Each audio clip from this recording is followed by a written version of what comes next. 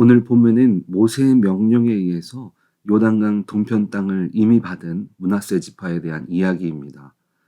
므낫세의 남은 절반 사람들이 요단 서편 땅에서 기업을 분배받는 과정과 그 기업의 경계에 대해서 오늘 본문은 말해주고 있습니다. 성경은 오늘 요셉의 자손으로 땅을 분배받는 므낫세를 요셉의 장자로 소개해주고 있습니다. 그 이유는 야곱의 자손 중 하나인 요셉의 자손이지만 그들 안에서 두 명의 자녀가 각각 지파로 인정받고 땅을 받았다는 것을 인식시켜주기 위해서 그렇습니다. 오늘 본문의 므낫세 지파 안에서 땅을 세분화해서 받은 형제들은 6명이었습니다. 동편 땅에 있는 므낫세 반 지파까지 합치면 6명이 넘는 형제들로 구성되어진 것을 우리들은 확인할 수 있습니다. 한 지파 안에서도 형제들끼리 땅을 분배받을 때 그들은 자신의 생각이 아니라 하나님께서 정해주신 방법으로 결정해 나갔습니다. 오늘 본문의 2절을 보면 므낫세의 남은 자손을 위하여 그들의 가족대로 제비를 뽑았더라 라고 이야기하고 있습니다. 므낫세와 에브라임은 각기 한 지파로 인정을 받아서 광야 생활을 할 때부터 독립된 지파로 자신들의 역할들을 분리해서 책임을 다해왔습니다. 그러나 가나안 서편 땅을 분배하는 과정에서 제비를 뽑을 때는 이들 두 지파가 각각 따로 뽑지 않고 하나로 취급해서 한나의 제비만 뽑았습니다. 그들의 입장에서는 지파가 큰 만큼 다른 지파에 비해서 자신들이 감당했던 일도 많았습니다. 숫자적으로도 또 군사적으로도 부족함 없이 목소리를 크게 낼 수 있는 위치에 있는 그런 지파가 되었습니다. 요셉의 후손들은 주님께서 허락해 주신 축복에 대해서 인정을 하면서도 자신의 노력을 더 높게 생각했습니다. 그래서 주신 것에 대한 감사보다 불만이 더 커지기 시작했던 것입니다. 그래서 14절에 이렇게 말하고 있습니다. 요셉 자손이 여호수아에게 말하 이르되 여호와께서 지금까지 내게 복을 주심으로 내가 큰 민족이 되었거늘 당신이 나의 기업을 위하여 한 제비 한 분깃으로만 내게 주심은 어찌함이니까 하니. 이 요셉의 후손들이 말한 것들이 틀린 말은 아니었습니다. 하지만 그들의 행동은 리더십에 대한 불만이 아니라 주신 분인 하나님에 대한 불만으로 표현되었다는 것을 우리는 기억해야 합니다. 하나님께서는 분명 뜻이 있어서 그들에게 주신 것입니다. 그러나 그들은 내 기준으로 세상의 관점으로 주님의 뜻을 바라봄으로써 그들의 상황이 이해되지 않았던 것입니다. 이것을 시작으로 요셉의 자손들이 하나님의 일을 하면서도 사람의 마음이 앞서고 있다는 것을 이후 대화들을 통해서 우리는 더 확인해 볼 수 있습니다.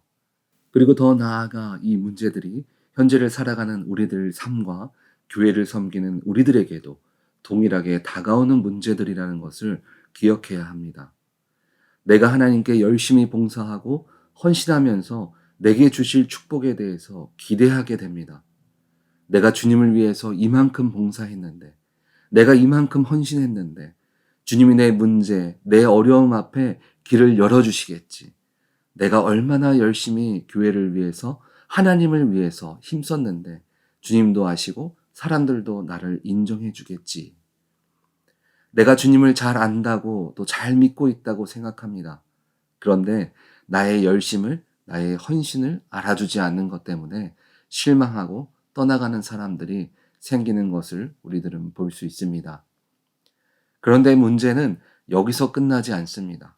또 어떤 문제가 생기냐면 본문 16절을 보니까 요셉 자손이 이르되 그 산지는 우리에게 넉넉하지도 못하고 골짜기 땅에 거주하는 모든 가나안 족속에게는 베스알과 그 마을들에 거주하는 자이든지 이스라엘 골짜기에 거주하는 자이든지 다 철병거가 있나이다 하니.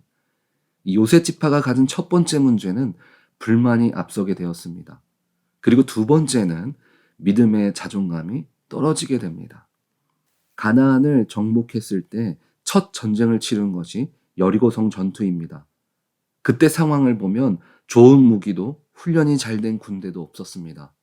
완벽한 전략을 갖고 있지도 않았습니다. 그들이 행한 것은 성을 침묵하면서 돌았던 것입니다. 그때 상황을 보면 아무도 불평하지 않았습니다. 그저 믿음대로 하나님의 명령에 순종하여 무너질 것 같지 않은 그 성벽을 조용히 침묵하며 돌기 시작했습니다. 두 번째 실패한 아이성 전투에도 비록 졌지만 불평하는 사람은 아무도 없었습니다. 그 모든 전쟁에 요셉의 자손들도 참여하였습니다. 더 큰 전쟁에도 참여했던 요셉의 자손들은 왜 현재 눈앞에 있는 철병거를 두려워하는 걸까요? 가나안 처음 정복했을 때보다 시간이 지나서 자신들의 몸 상태가 이전 같지 않아서 그런 걸까요? 전쟁을 치르고 지난 지 시간이 6년밖에 지나지 않았습니다. 요셉의 자손들의 문제는 문제를 세상의 관점으로 보기 시작했다는 것입니다. 그래서 불만이 생기고 믿음의 자존감이 떨어졌습니다. 마태복음 13장에 무리를 걸은 베드로의 모습을 보면 요셉의 자손들의 상태와 비슷하다는 것을 우리는 볼 수 있습니다. 바다 위를 걸어오시는 예수님을 보면서 베드로가 이렇게 고백합니다. 마태복음 14장 28절에 이렇게 말합니다. 만약 주님이시면 나를 명하사 물 위로 오라 하소서. 그때 주님께서 내가 맞다 이렇게 하셨을 때 베드로는 주님만 바라보고 주님이 바다 위를 걸으신 것처럼 똑같이 바다 위를 걸었습니다. 주님이시라는 믿음이 있을 때는 주님과 같이 베드로는 물 위를 걸었습니다. 그리고 베드로는 물에 빠지게 되는데 그때가 언제입니까? 30절을 보니까 이렇게 말합니다. 바람을 보고 무서워 빠졌다라고 말하고 있습니다. 베드로와 요셉의 자손의 첫 시작은 무엇이었습니까?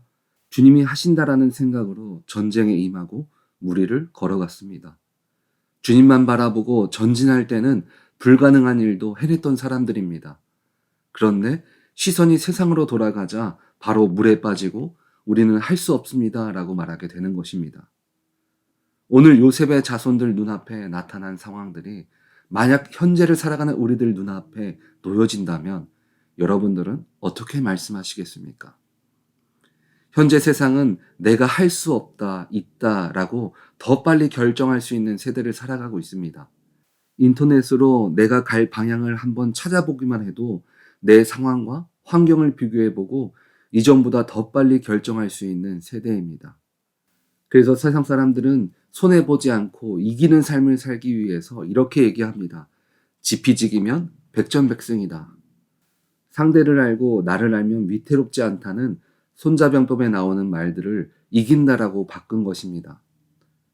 세상은 조금 더 효율적인 삶을 위해서 보다 확실한 길을 선택하려고 합니다. 그런 세상 가운데 믿는 자의 삶은 어떻게 살아가야 할까요? 히브리서 11장 1절은 믿는 자의 삶을 이렇게 말해주고 있습니다. 믿음은 바라는 것들의 실상이요 보이지 않는 것들의 증거니. 우리는 내게 주어진 환경을 따지고 조건을 따져서 안 될 것을 확신하는 것이 아닙니다. 믿음으로 될 것을 확신하는 삶, 이것이 바로 믿는 자의 삶입니다. 세상을 살아가면서 우리들의 시선이 세상을 향해 가면서 낮아진 믿음의 자존감을 세워나가는 삶을 살아가야 합니다. 그렇다면 우리는 어떻게 낮아진 믿음의 자존감을 세워나갈 수 있을까요? 첫 번째는 주님만 바라보며 나아가야 합니다. 물 위를 걸었던 베드로가 사람은 물 위를 걷지 못한다는 것을 몰랐을까요? 그는 충분히 알고 있었습니다. 그런데 믿음으로 주님만 바라보고 나아갔을 때에 그는 물 위를 걸어갔습니다. 우리가 믿는 하나님은 예레미야 33장 2절에 이렇게 말합니다. 이를 행하시는 여호와 그것을 만들며 성취하시는 여호와 바로 그분이 우리가 믿는 하나님이십니다. 우리를 위해 불가능도 가능케 하시는 그분이 언제 일하십니까? 우리의 낮은 믿음의 자존감을 세워주는 두 번째는 일하실 주님을 선포해 나아가는 것입니다. 예레미야 33장 2절은 우리 하나님이 어떤 하나님인지 말씀해주고 있고 또 그 다음에 3절은 그 하나님이 언제 일하시는지 말씀해주고 있습니다. 3절을 보면 너는 내게 부르짖으라 내가 내게 응답하겠고 내가 알지 못하고 크고 은밀한 일을 내게 보이리라. 하나님을 부르짖는 자에게 일하신다라고 얘기하고 있습니다. 그렇다면 우리는 뭐라고 부르짖어야 합니까? 주님이 이루어 주십니다. 주님이 하십니다 라고 우리는 선포하고 부르짖어야 합니다. 우리의 믿음은 이제 더 이상 이루어진 것만을 바라보는 믿음이 아니라 이루어 주실 하나님을 선포하시기 바랍니다. 그러면 이전에는 우리가 불평이 앞서고 안 될 이유가 눈앞에 보였다면 이제는 될 수밖에 없는 이유가 여러분들에게 주어진 것입니다. 왜냐하면 주님이 하실 것이기 때문입니다. 말씀을 정리하겠습니다. 우리가 불평하고 안 되는 이유가 눈에 먼저 보이는 이유가 무엇입니까? 우리의 시선이 이를 행하시는 주님이 아니라 내 자신을 보고 세상을 보기 때문입니다. 이제는 이루시고 이루어 주실 주님만 바라보며 행하실 주님을 선포함으로 낮아졌던 믿음의 자존감이 주님을 통해서 회복되며 불가능을 가능케 하시는 주님의 일하심을 온전히 경험하시는 우리 오렌지 한인교회 성도님들 다 되시기를 주님의 이름으로 축원드립니다. 아멘.